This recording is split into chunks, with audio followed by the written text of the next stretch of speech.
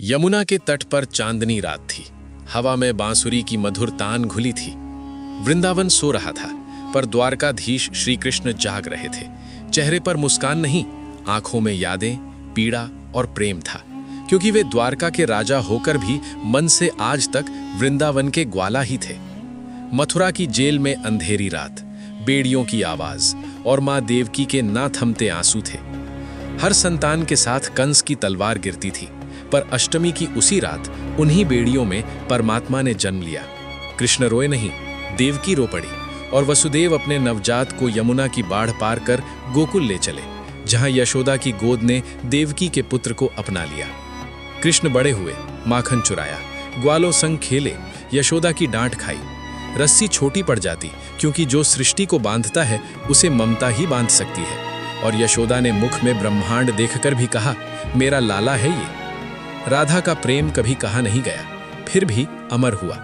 राधा के पास कृष्ण भगवान नहीं, बस श्याम थे, और राधा पूजा नहीं करती थी, कृष्ण को जीती थी। मथुरा जाते समय राधा ने रोका नहीं, बस कहा वृंदावन सूना होगा, पर धर्म बड़ा है, और कृष्ण चले गए।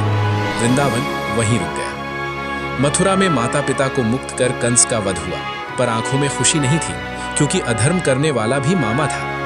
कृष्ण ने जाना कि धर्म निभाने में भी हृदय टूटता है। कुरुक्षेत्र में अर्जुन का धनुष गिरा तो गीता बोली गई। कृष्ण युद्ध नहीं चाहते थे, 5 गांव मांगे, दुर्योधन हंसा, और तब विनाश निश्चित हुआ। कर्ण की मृत्यु पर कृष्ण चुप थे, मित्र भी था और निर्णय का शिकार भी। धर्म के मार्ग पर कभी कभी निर्दोष भी खोते हैं। युद्ध के बाद गांधारी का श्राप स्वीकार हुआ, क्योंकि लीला को यहीं समाप्त होना था। अंत में वन में बैठे कृष्ण के चरण में बाण लगा, शिकारी रो पड़ा, कृष्ण मुस्कुराए, मत रो, ये पूर्व निर्धारित था, और धरती ने अपना प्रिय पुत्र खो दिया। कृष्ण का संदेश स्पष्ट था, मैं रोया नहीं, पर मुझे भी दर्द हुआ। मैं भगवान हूं, फिर भी अकेला हुआ। प्रेम किया, पाया नहीं, फिर भी धर्म नहीं छोड़ा। इसलिए कृष्ण महान इसलिए नहीं कि वे भगवान हैं, बल्कि इसलिए कि दुख, त्याग, प्रेम और कर्तव्य सब सहकर भी वे मुस्कुराते रहे।